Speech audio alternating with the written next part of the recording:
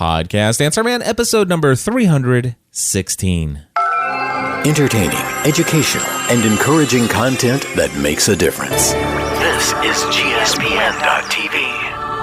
Join the community. Hi, Randy Cantrell with BulaNetwork.com.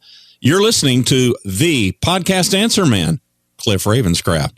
Just don't ask him to do math.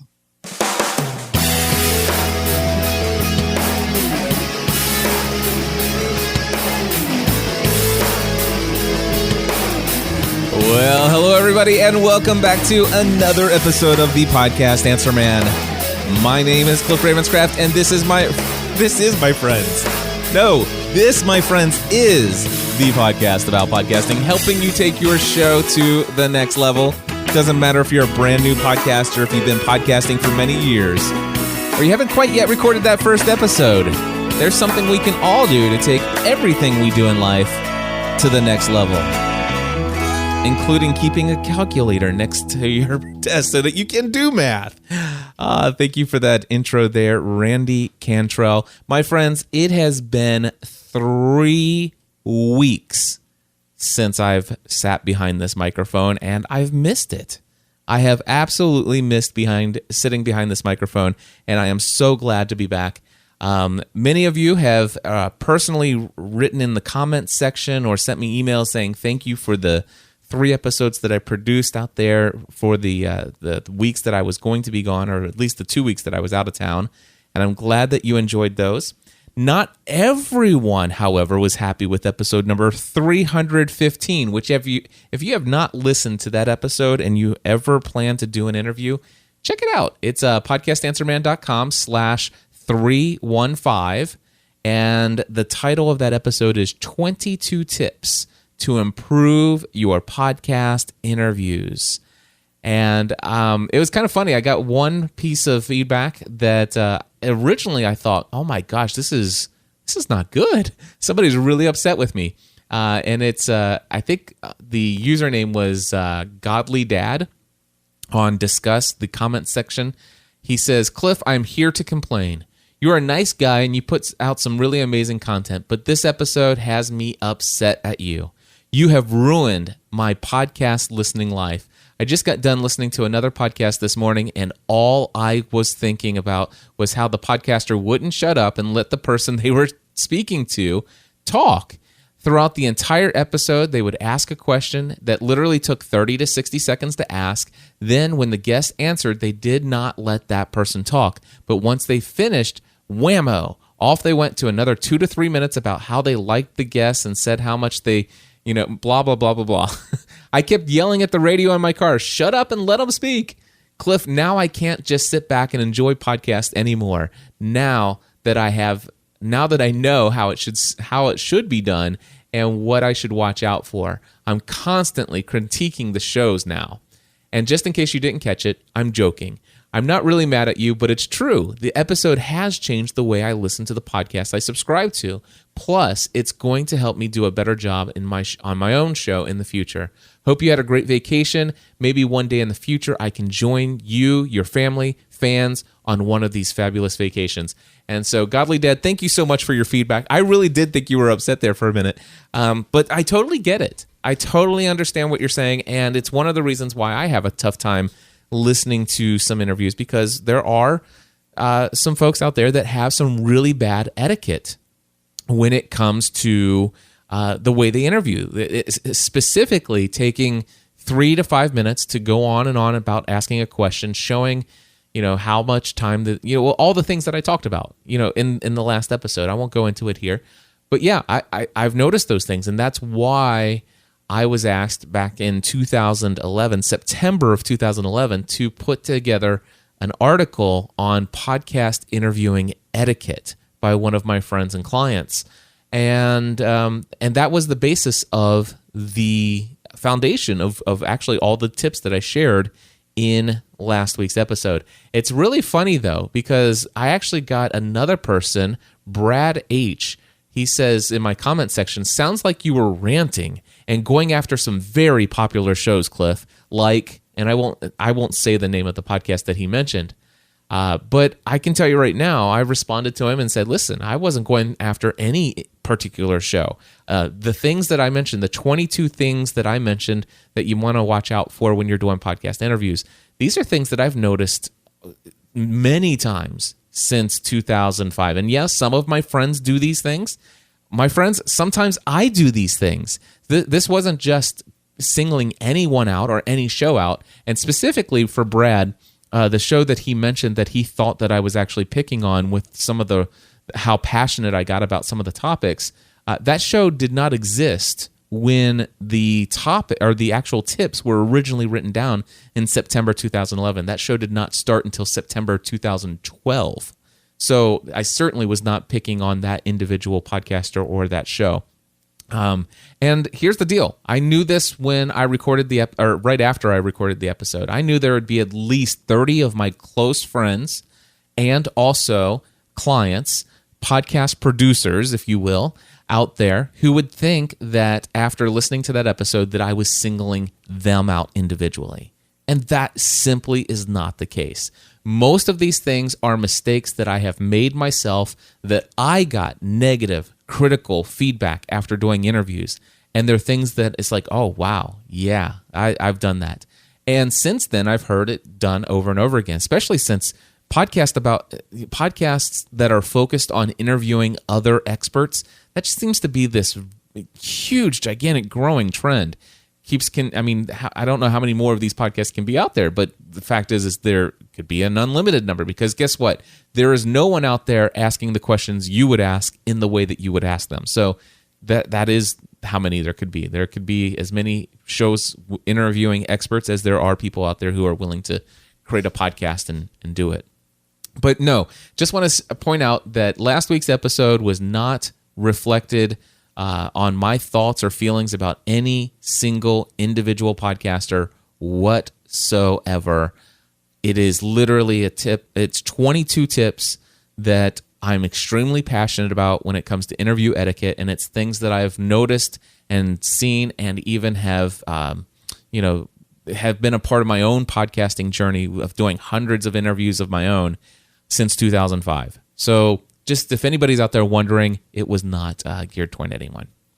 Anyway, Godly Dad wrote in there, he says, I hope that you had a great vacation. And obviously, some of you are already aware that the reason why I was gone for 2 weeks is that I had my GSPN.TV community dream cruise. And it was awesome. I got to hang out with some folks that I've known for years only online, and put the face-to-face reality behind our relationships. Of course, I've experienced that multiple number of times in all the conferences that I've gone to, and as well as the meetups that I've hosted.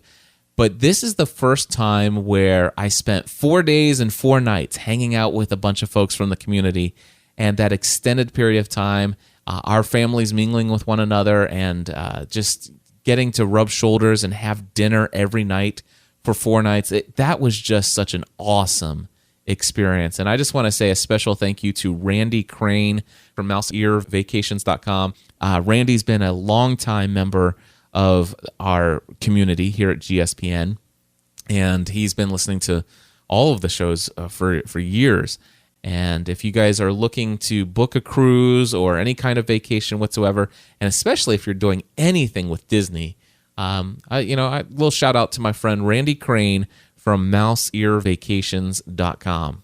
The other thing I will share with you is after the cruise disembarked, we took a day off, and then the day after that, we had a meetup inside the Disney parks. We started out at Animal Kingdom and had a few folks join us there. Krista Joy, she has a Disney podcast, DisneyParksPodcast.com. Krista found that we were hosting this meetup at the Disney parks, and she showed up in Animal Kingdom and gave us a tour and helped us find the quickest routes to everywhere we wanted to go, and got us our fast passes just in the right sequence so that we really honestly didn't have to stand in line that much at all. And the times that we did spend in line was really good quality time. They were short waits, but the time that we spent, I got to hang out with Jared Easley and Tony Elam and just some other folks from the community, and it just was a fantastic time. Oh, and by the way, Winnie came from Belgium, which was awesome. So she flew all the way to Orlando. Actually, she was already in the United States. Normally, when Winnie comes from Belgium, she stays with us here in Kentucky. But when she emailed me, I said, we're going to be in Disney. We'd love to have you come down and visit Disney with us. And so she did. She came to Disney for a day. We have some really close personal friendships with people in the GSPN community, which, by the way, the Podcast Answer Man podcast is an offshoot. It grew out of the GSPN.TV community, the GSPN.TV network. So if you're not familiar with the backstory, you can learn all about that at podcastanswerman.com/about. There's a video there that's called Our Story that you can watch. But anyway, special thank you to Randy Crane from mouseearvacations.com and also Krista Joy from DisneyParksPodcast.com. Those folks made our trip and also our meetup in the parks so much more enjoyable. Oh, and by the way, I got to see Walter Johnson as well. He came in to Magic Kingdom late that evening when we did the meetup during the evening. So it was good to see him as well. All right. So vacation went by fast, although it was just long enough for me to really enjoy myself, get unplugged, and it was long enough to say, you know what, I'm ready to get back to work. And 2 weeks is about the limit of what I would want to have to be away from doing this work. And here's the thing. When it comes to vacations, there are some people who live for the weekend. There are some people who live for vacation. They live for ways and opportunities to get away from the job that they have. And today's episode of Podcast Answer Man, I've determined is not going to be technical at all. And so right here, right now, if all you care about is helping you find the right wires and cables to hook this up, and why isn't this working? How can I get this to happen? You guys know I have tons of episodes that are focused on those kind of things. But today is a little bit more of a mindset / career focus and what do I want to do with life kind of episode. And if you don't like those, you can hit stop right now and just check in next week.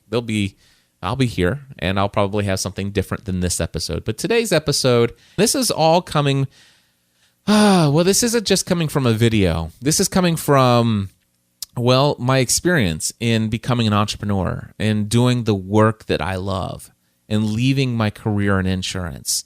Many of you already know the story about the fact that I worked in an insurance agency, a family-run insurance agency, one that was in the family since 1935, and I was expected to take over the family-run insurance agency. It was an independent insurance agency, auto, home, life, health, business insurance, all that good stuff. I was licensed there, made lots of money, and as far as job security comes, I had about as secure a job as you can get. I mean, it's pretty difficult to get fired from the family business, and trust me, that I've seen that time and time again. But yeah, let's just say this: I had the perfect opportunity when it came to surviving, to making a living, to continuing on to be able to provide for my family financially. There was no trouble, no concern whatsoever financially. In fact, to tell you how good it was, my wife and I were almost $100,000 in debt. Let me go back. My wife and I were almost $100,000 in unsecured debt. That's outside of our mortgage. And we found the Dave Ramsey plan, and we got out of debt within, I think it was probably, I don't know if it was 4 or 5 years or whatever. Stephanie could tell you those details. But within a couple years, we got completely debt-free minus our mortgage. So as you can tell, we were making some serious income in the world of insurance. And I kind of liked my job until I discovered this hobby for podcasting, this thing that I really enjoyed, this thing that I loved. And it kind of became consuming for me. I got behind a microphone and talked about experiences in my life and things that I was passionate about, like the TV show Lost. I talked about technology. I talked about faith and anything else that I was interested in, the things that I was passionate about. And I got behind a microphone and I started to share my story, my experience, my feelings, my opinions, my thoughts, and I gained an audience. And that was just, for me, that was awesome. And not only did I gain the audience, but the way that I communicated with people when they left feedback and stuff like that, over time, I realized these are the people that I want to do life with. I want to do life with people who share my passions, who share a love for the things that I love. And, so many times in insurance conferences and stuff like that, I would go to the conference where they had this training course or continuing education or something like that. And I would meet these other insurance agents and had nothing in common with these people. I always felt like a fish out of water. They're talking about sports and drinking beers and all that other stuff. And that's just not who I am. And those people had no interest in all the hidden clues and Easter eggs and theories that I had about the TV show Lost. Needless to say, it was hard to find people who liked the same things I liked until I discovered this online world. And the question was posed, probably about within a year of me doing podcasting. At that point, I was already starting to kind of see my day job that, is my quote unquote career, my secure, responsible job. I kind of started to see that as a hindrance from doing the things that I really love doing, which is creating podcast content, connecting with people who share passions with me, and really, in my mind, making a positive difference in the world by sharing my experiences online and helping others and encouraging and inspiring people, educating them, and yes, even entertaining them from time to time. And I if somebody once said, and I might have read it in a quote, might have heard it in a podcast, or might have actually had all of those experiences, but this one phrase, this one quote kept coming to my mind. If money were no object, what would you do? And I always hated that question. If money were no object, what would you do? And for the longest time, I would have never really had an answer to that. But once I was several months to a year into podcasting, I knew very clearly that if money were no object, if I didn't ever have to worry about money, then by no means would I do insurance. I would be podcasting. I'd spend my life creating content. I would spend my life entertaining, educating, encouraging, and inspiring others. And it's not necessarily just podcasting. I would find any way that allows me to speak to the largest number of people, whatever message I feel led on my heart to share about my experience, in hopes that it would make a positive difference in someone else's life. And so, since then, there have been other avenues that have been added to what would I do, which is public speaking and some other things. But the one thing that I do love most is getting behind this microphone and talking to you. That's what I love most. And so if money were no object. And then there was another quote that kind of went on with that says, do what you love and the money will follow. Or follow your passion and the money will follow. All right? And so those are two things, those were two recurring themes that I kept hearing over and over and over and over again. And I must tell you that I thought those were the most ridiculous things I'd ever heard in my life. Seriously? If money were no object, it's like, come on, money is always an object, right?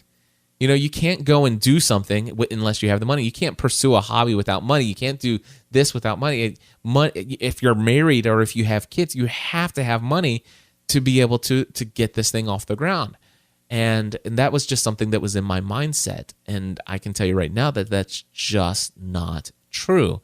And it is absolutely true that if you do follow your passion and you give yourself to it, that I do believe the money will follow. If it's you following your heart, you're following your dream, you're following what it is deep in your life. And I used to have a hard time really giving that advice, because what if, and by the way, I'm not suggesting that everybody out there needs to go and quit their day job and start their own business around their own hobby. That's not what I would say, because I can tell you really clearly right now, there are some people out there that they're just not meant to run their own business.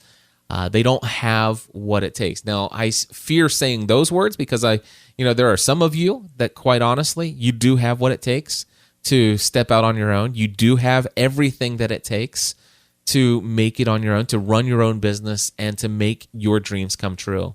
And I fear that you'll hear my words and say, some people just aren't meant to do it, and you'll just say, yeah, that's probably me, and it may not be. But then again, it may be. I don't know. It's a tough question. It's one of the reasons why I have not yet leapt into the whole career coaching field, although I certainly have my toes dipped into that water. And I have for the last couple years. I've had a lot of one-on-one coaching calls with people who've actually wanted to hire me to talk with them, and it had nothing to do with podcasting at all, but had more to do with asking me questions about how I got my business started and how I did this and how I do that and how do I organize my day and what's it like working from home and what are the drawbacks and benefits that you've seen of this and that. And so I've done a little bit of that, but I still have a little bit of hesitation and really encouraging someone to go one path or another. And so I've like I said, been dipping my toe into that pool for a while, but not quite there just yet. But something happened this week, and this is actually it actually came up while I was on vacation. I was actually spending about an hour or so each day trying to keep up on my email inbox. And I noticed a couple things happening in the podcast mastermind, and one of them was a brand new topic, a thread in our discussion forum.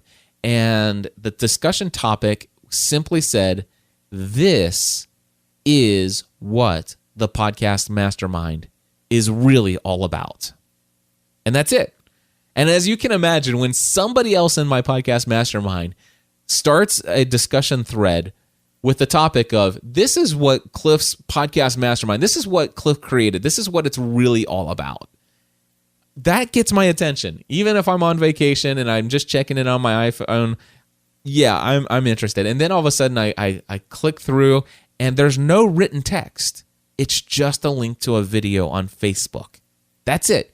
There's no written, and it's like, oh gosh, now I got to go find out what this video is. And of course, I was out and about, and it was really loud, and it was a sunny day. I think we might have been out playing putt-putt or something like that. And so there's no way I could actually find out what this video was actually saying without me, pulling away from the family and going to a quiet place where I could see this video and stuff like that to see what, Carrie might have just said. Hey, everybody in the podcast mastermind, just in case you were wondering, this is what the podcast mastermind is really all about. And so I didn't have time to do it, and I kind of forgot about it after about an hour or so. And later that evening, when I got back into checking my emails, I had left that one into my label for Podcast Mastermind, and I pulled it up and I loaded up the video, and it was this. And I'm actually going to play the audio for you. Matter of fact, the video, the video that they created for this is just to give visual aid to the audio track. By the way, I did a little bit of research, and I'll tell you a little bit about this video. The video seems to have come from a YouTube channel under the username Tragedy and Hope. All right, and the words that you're going to hear are from they're narrated. It's narrated by Alan Watts. Now, I'm not sure if I'd ever heard of the name Alan Watts before this or not, but I did go to alanwatts.org and I read up a little bit about his biography.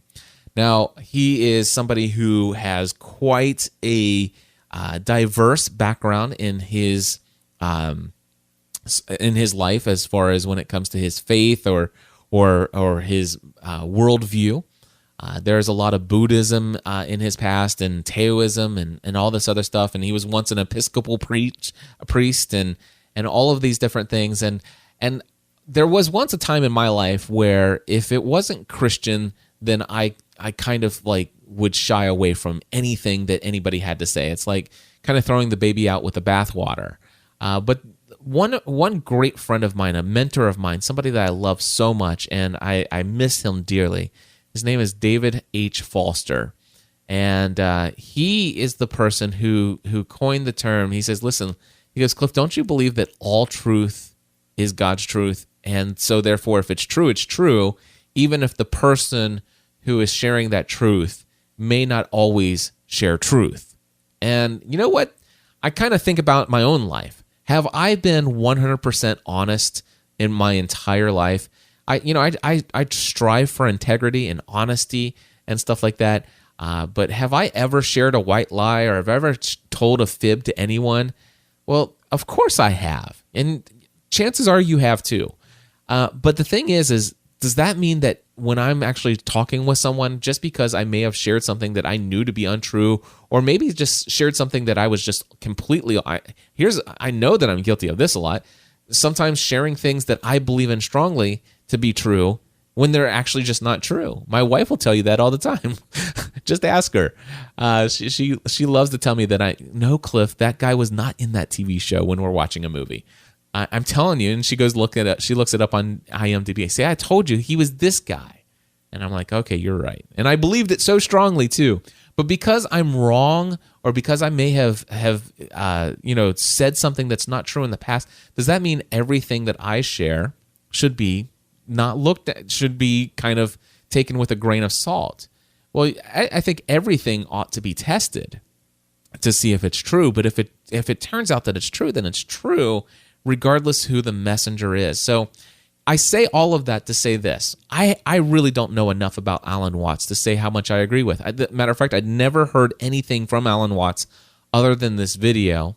And I did click on some of the other videos on this Tragedy and Hope YouTube channel, and I heard just the beginning of a couple of his other things. And there's some things that do sound a bit new agey and stuff like that. So I just say all of those disclaimer things, but I can tell you right now, I've gone through and listened to this word for word several times. And what I wrote to Carrie after I listened to this video, or watched this video and listened to the soundtrack of it, I wrote back and I said, Carrie, you are correct! ! This message is at the very heart of the mission of the Podcast Mastermind. All right, so again, this message is the very heart of the mission of the Podcast Mastermind. And with that, I am now going to play for you the audio. It's just under 3 minutes in length. And have a listen to this. What do you desire? What makes you itch?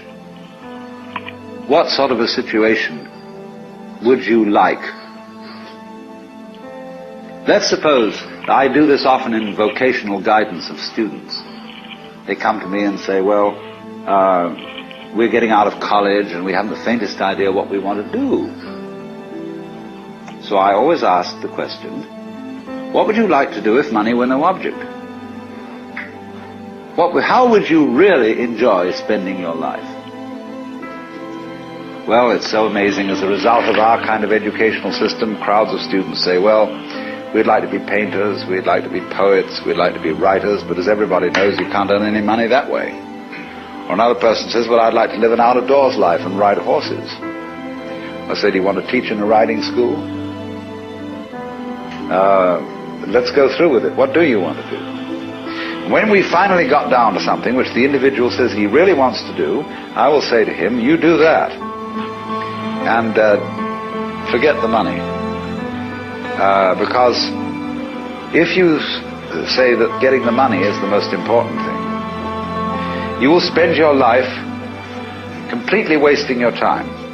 You'll be doing things you don't like doing in order to go on living, that is, to go on doing things you don't like doing, which is stupid. Better to have a short life that is full of what you like doing than a long life spent in a miserable way. And after all, if you do really like what you're doing, it doesn't matter what it is, you can eventually you could eventually become a master of it. It's the only way to become a master of something, to be really with it. And then you'll be able to get a good fee for whatever it is. So don't worry too much. Somebody's interested in everything. And anything you can be interested in, you'll find others will. But it's absolutely stupid to spend your time doing things you don't like in order to go on spending things you don't like and doing things you don't like, and to teach your children to follow in the same track. See, what we're doing is we're bringing up children and educating them to live the same sort of lives we're living, in order that they may justify themselves and find satisfaction in life by bringing up their children, to bring up their children to do the same thing, so it's all wretch and no vomit. It never gets there. And so, therefore, it's so important to consider this question: what do I desire? What do I desire?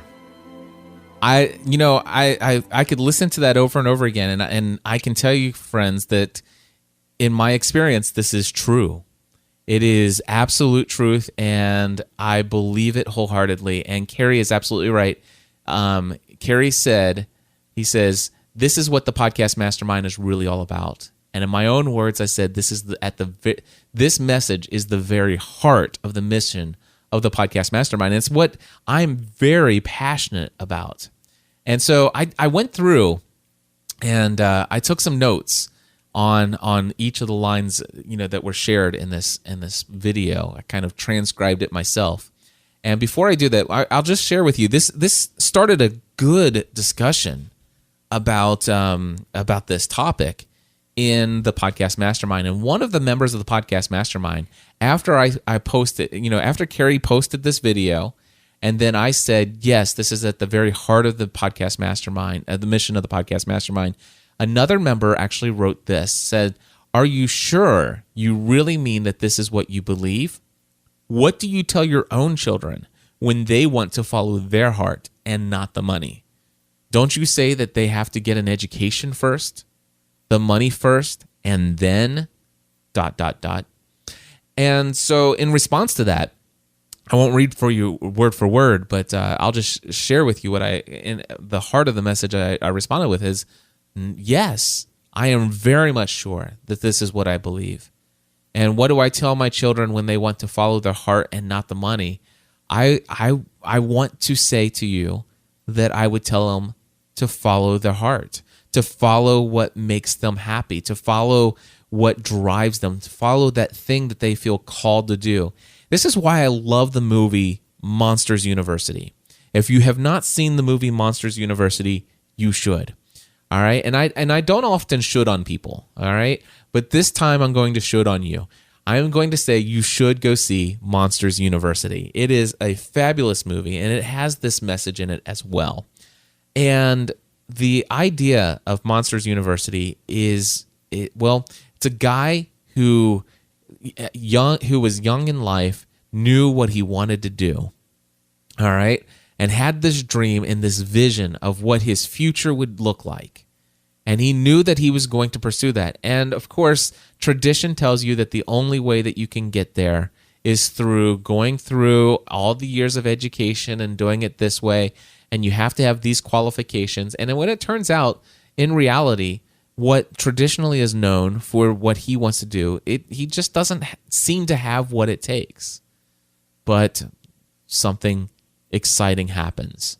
And I won't ruin the movie for you, but I will just say that I absolutely loved Monsters University, so much so that the hat that an individual wears in that movie, I even have a hat just like that.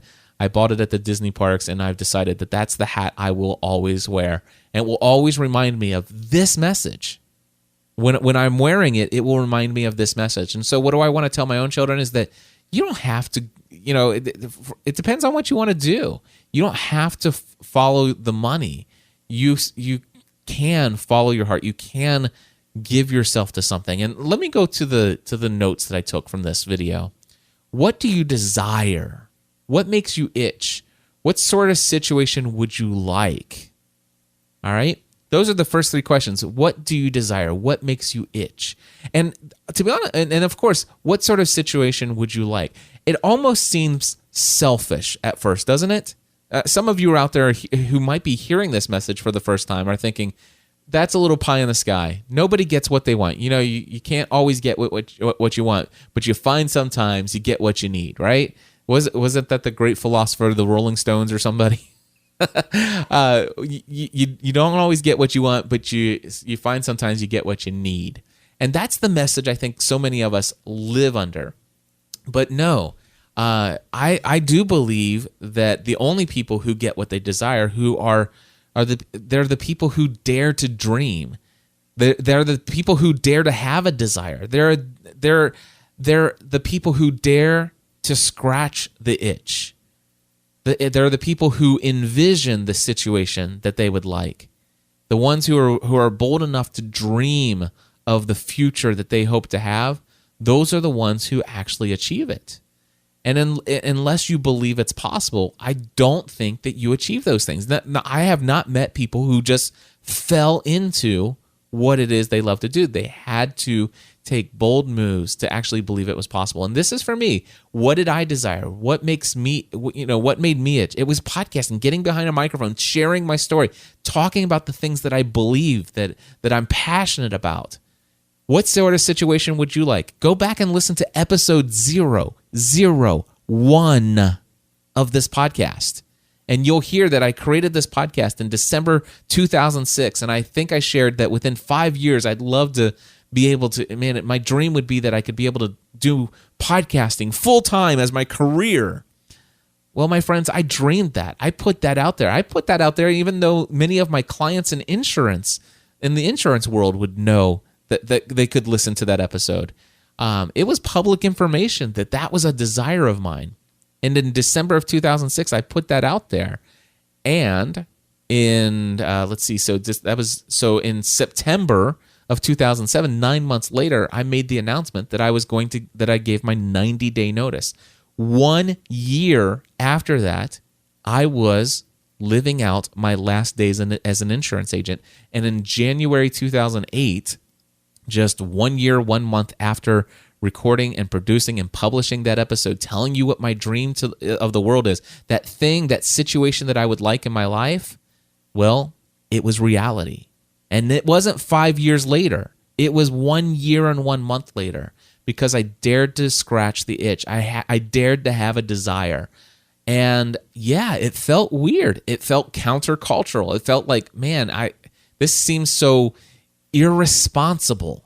I have a wife who is a stay-at-home mom. She doesn't bring an income in. We're a single income family. We have 3 young kids. This doesn't make sense.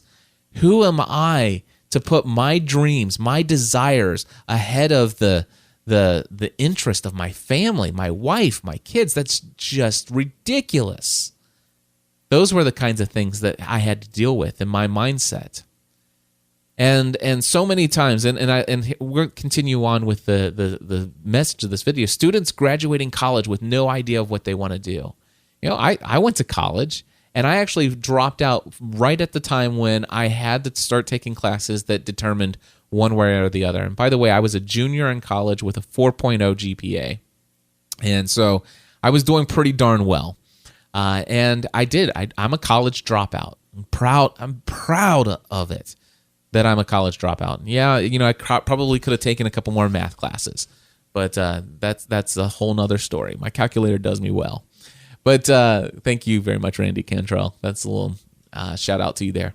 But anyway, what would you do? The students who say, graduating college, I have no idea what I want to do, and he says to them, what would you do if money were no object? How would you really enjoy spending your life? And let me ask you, and I had to ask myself this, is it okay to enjoy our life? Aren't we meant to suffer? Isn't work a curse that was given to us because of the fall? Wow, some of those things were really ingrained in our lives. And I say that for some of us, some of us who grew up in certain areas of the world and under certain teachings, we come to think that, wow, we're not meant to enjoy life. We're not supposed to enjoy work. Work is supposed to be something that we toil to survive. And it took me a long time to get over that one. And I'm glad I did. But the question is what would you do if money were no object? And I already shared with you how I struggled with that one. and some of you, I can just hear you. It's like, dude, money is such an object right now. You have no idea. And there's some practicality to that. Maybe you need to actually, join the Dave Ramsey brigade and get serious about your debt and get out of debt. I can tell you right now, if I didn't get out of debt, I don't know that I could have made the decision that I made. So I had to get myself into a position where I could dare to dream and where I could scratch my itch. And I'm thankful that, before podcasting even became a part of my life, I was already on the Dave Ramsey plan, and we were on the right path to get debt free. But it was very clear, that I knew how I would really enjoy spending my life. And so that's what he asked these students. What would you do if money were no object? How would you really enjoy spending your life? And he has some students, and this is what I love. I deal with this as podcasting A to Z coach. People come and what people's like, what should I do a podcast about? And this is why I love sharing with you that episode a couple episodes back with Dan Matson, the wooden boat guy. I'd like to be, some of the students would say, we want to be painters, we want to be writers, we want to be poets. But everyone knows that you can't earn any money that way. And so he gives an example. One student says, I'd like to have an out-of-doors life and ride horses. And so Alan says to him, he says, okay, so do you want to go out and teach in a writing school? And I love the visual behind it. It showed people out there, or showed horses out in the field and stuff like that. And absolutely somebody who wants to live an out-of-doors life and ride horses, they could move someplace. And does this mean that they actually have to own their own, start their own horse farm and build stables and have a ranch and all that? No. Is it possible that you could move out to Wyoming and find somebody who has horse stables, who are looking for somebody who could work for them and help, and basically when out of town people come and they want to learn how to ride horses, or maybe other people in the area, their kids are growing up and they're going to be working on ranches, they want to learn how to ride horses. Can you teach them? Absolutely. So that's just one idea. And it's not all about becoming an entrepreneur. It's not all about, doing your own thing. It's about finding that thing that you love, that, are you called to an out of doors life, and is your greatest joy and passion getting on the backside of a horse and riding through the wind? And if so, does it make sense for you to spend the rest of your life pushing a pen inside an air conditioned office? That's a question. And he says, so do you want to go teach in a writing school? If so, let's go through with it. All right. And so that's the thing. And so many people do have a difficult time finding that one thing. You ask them the question, if money were no object, what's one thing you would love to do with your life? If you could enjoy spending your life in any way, what way would you enjoy spending it? What would your days look like? What would you do if money were no object? And so many people have a difficult time coming up with any one thing. Some people have a hard time coming up with, and some people say, well, I have so many different things. And, I question whether that's really the case.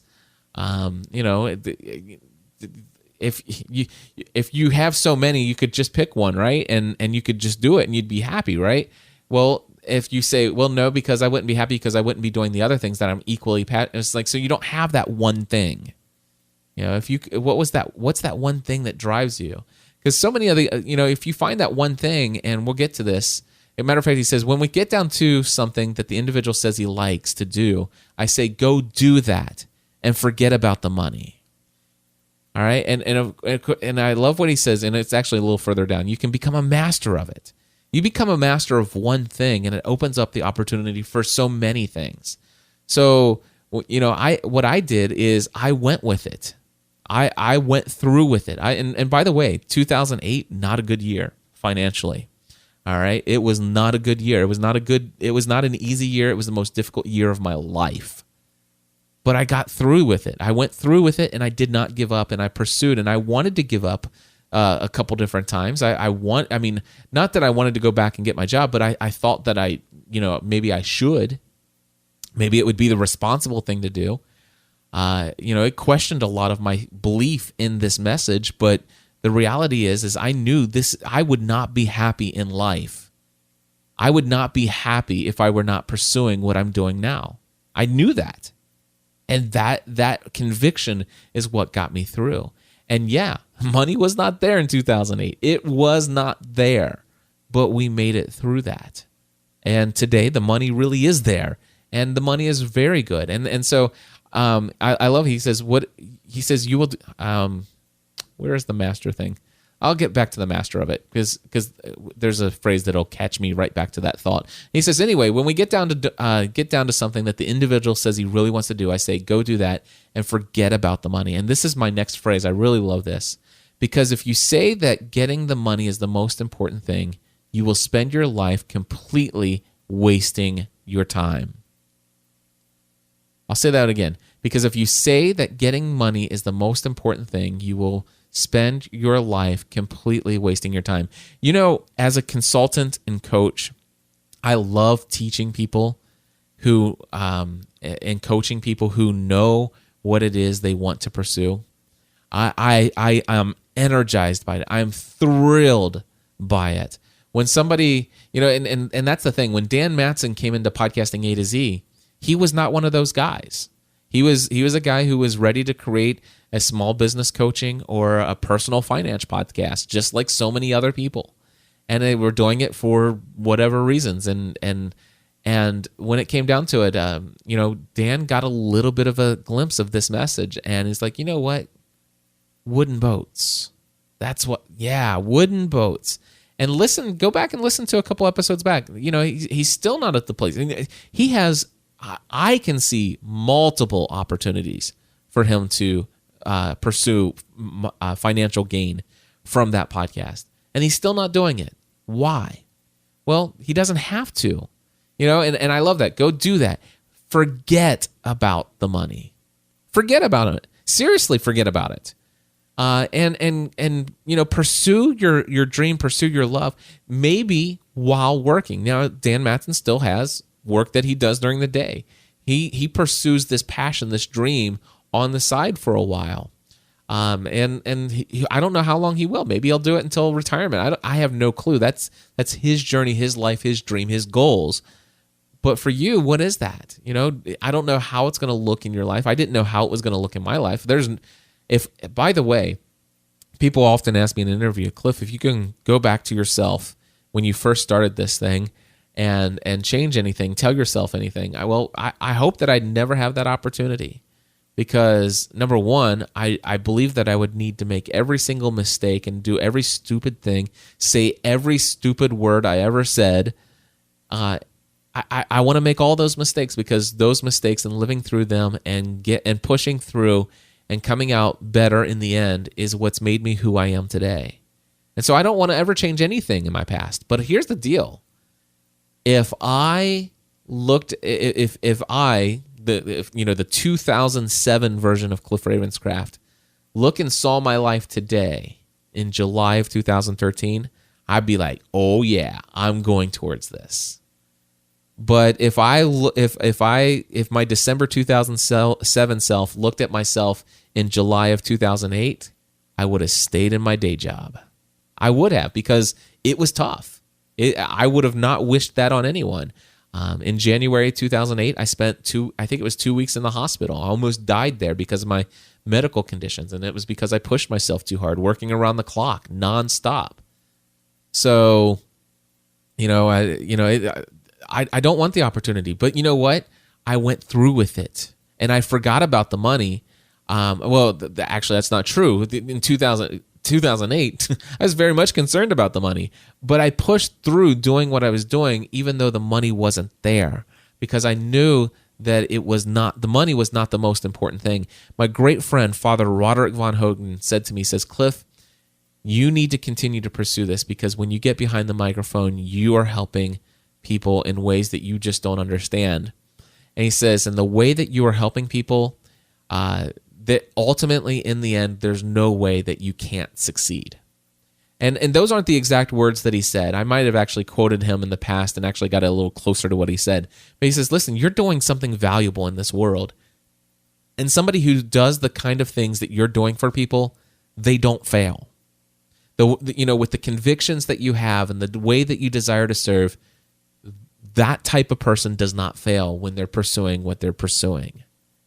And that gave me so much hope and so much encouragement, even though the money wasn't there. And I do believe this statement. If all you're concerned about is the money, and that's the most important thing, you'll spend your life completely wasting your time. And I love the message that he says. He says, listen, you will be doing the things you don't like doing. Why? In order so that you can go on living, right? So why am I going to stay in this day job that I hate, that I despise, that I loathe? Hating this, trying my best desperately to spend a weekend away, or living for that 2-week vacation and not ever wanting to go back to the day job because I hate it so much. Why will you continue to spend doing things? You'll do those things that you don't like. And why will you do it? So that you can earn more money, so that you can go on living. And why would you want to go on living? Because that just means that you're going to go on doing the things that you don't like. And I love what he says. He goes, which is stupid.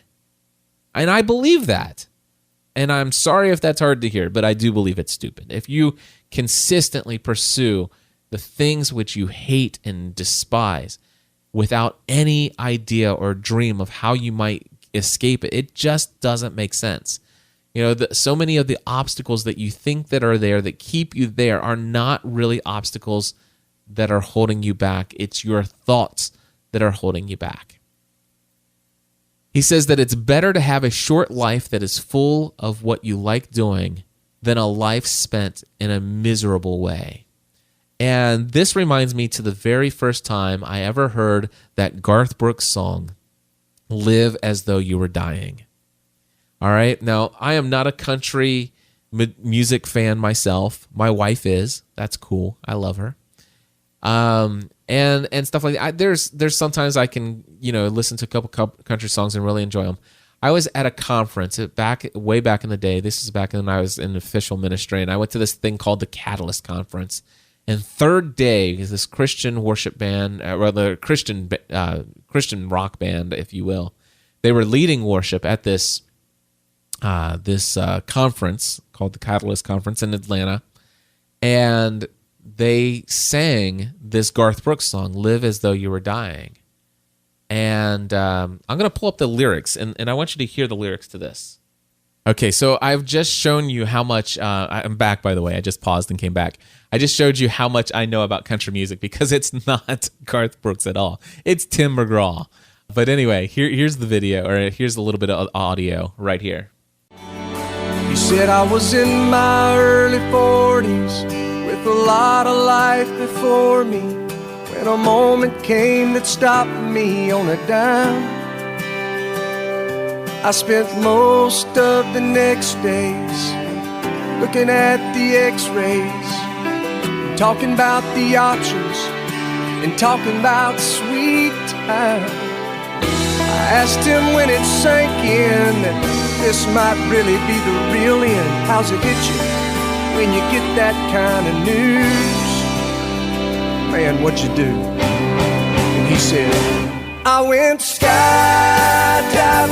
I went Rocky Mountain climbing, I went 2.7 seconds on a bull named Fu Manchu.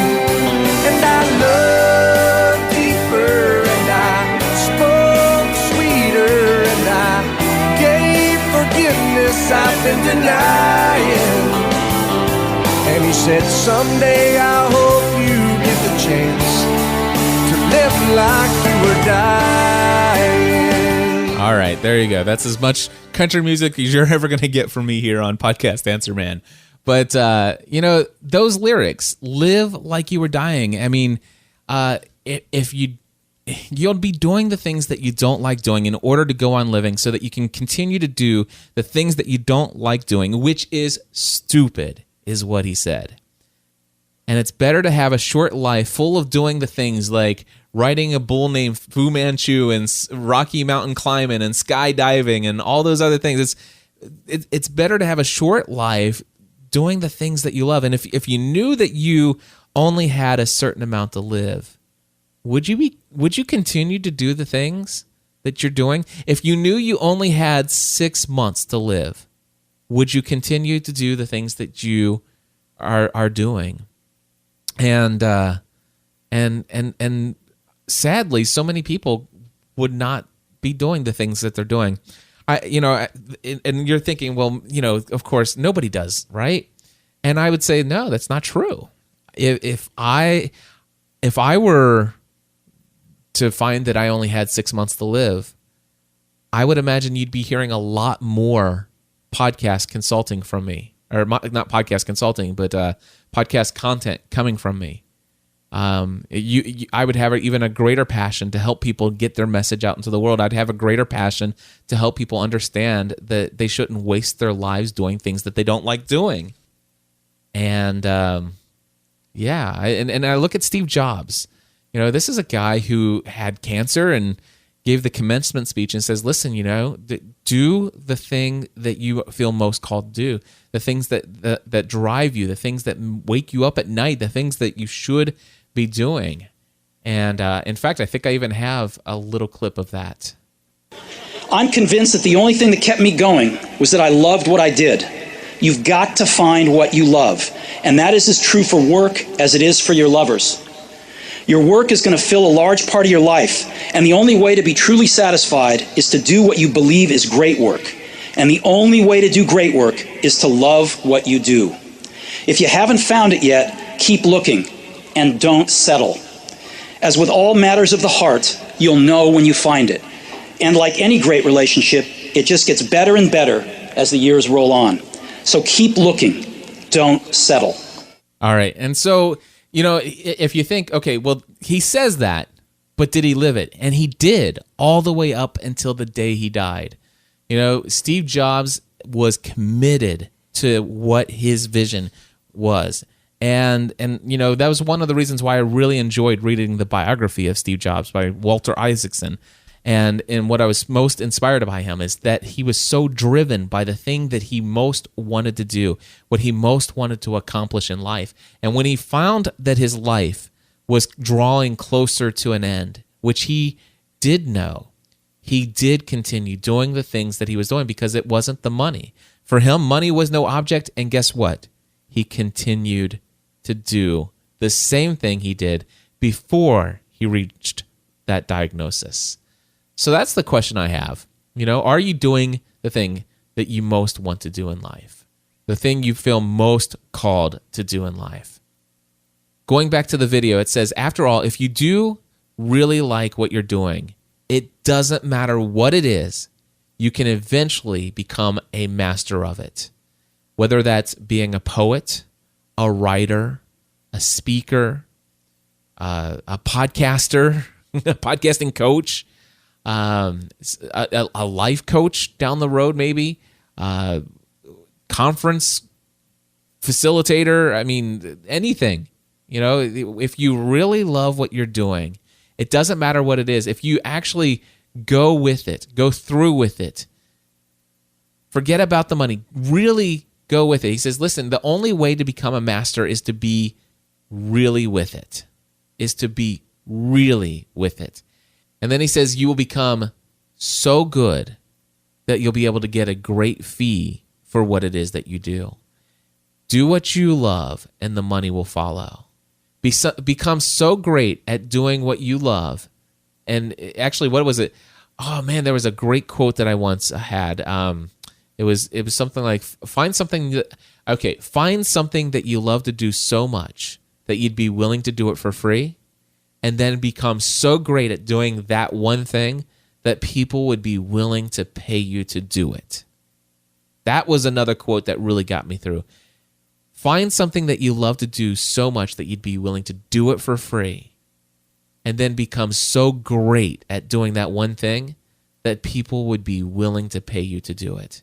And I love that. It just, what about living outdoors and riding horses? Nobody's ever going to pay me to do that.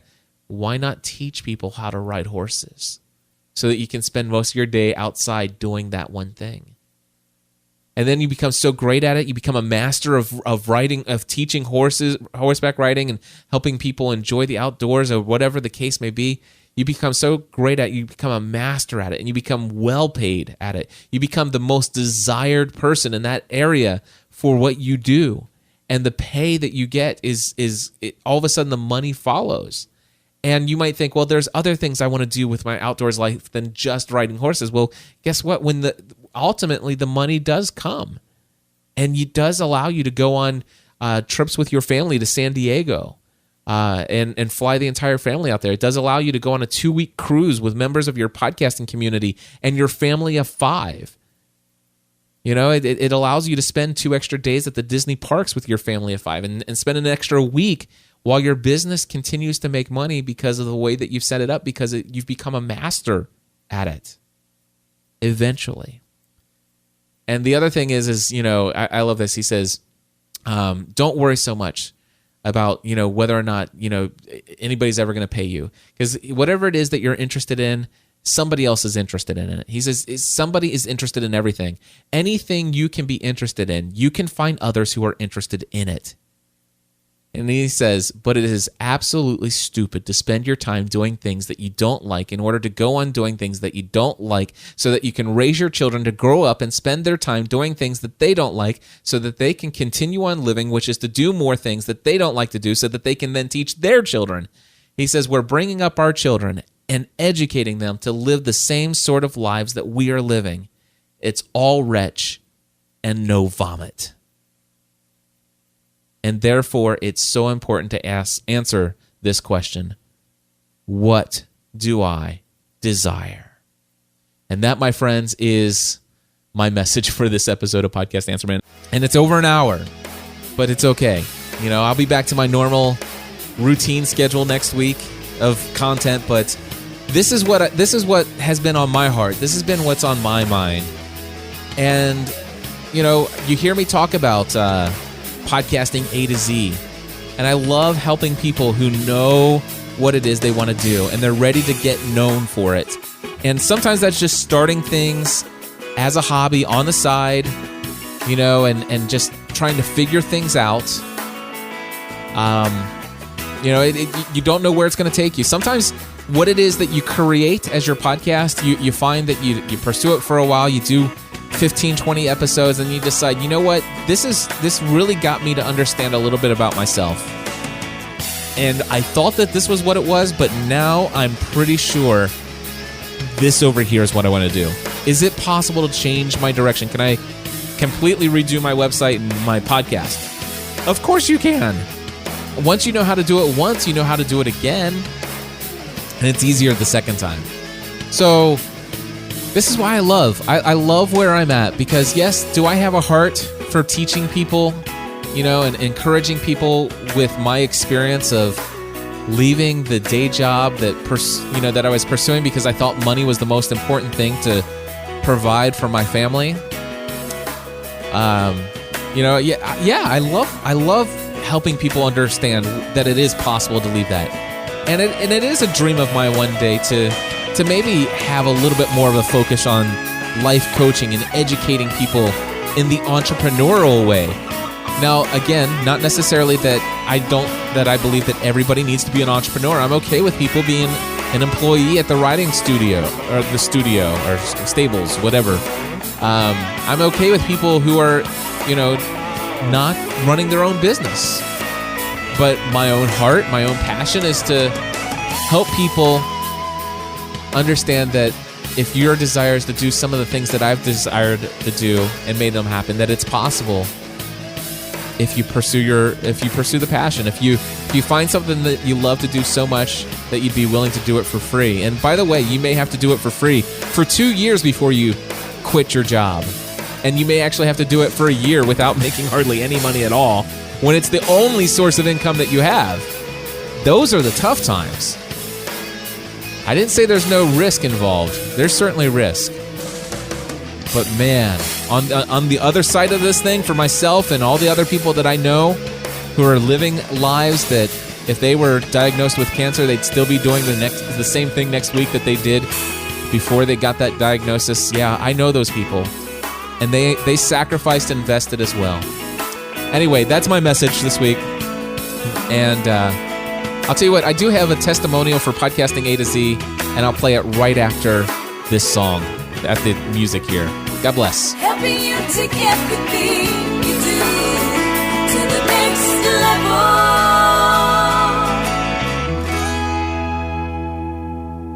Hey Cliff, this is David J. Solar from Relationship Marketing and Sales Podcast. Wow, I can't believe it's been 6 months already. I remember when I started just 6 months ago, the only thing I really knew how to do was listen to a podcast, not do one. And at this point, I took your A to Z course, if you remember. I followed your directions exactly. And obviously now I have my website up, I have my podcast, I have a community of people listening to my show. I've met so many great people. I've interviewed yourself, obviously, but Pat Flynn, Bob Berg, the best-selling author, The Go-Giver, Rebecca Livermore, David Siteman Garland from The Rise to the Top, Dan Miller, another best-selling author, Jesse Leahy, and so many more people that I've interacted with. I have been so humbled by the response to my show. Also, it's been in the new and noteworthy in iTunes and in the top, one of the top management and marketing podcast. And I really couldn't have done it without you. And I basically just followed exactly what you said to do and just did it. I'm a big fan of your A to Z course, and obviously all my success in podcasting comes directly from your A to Z course. Thanks so much. Podcast Answer Man.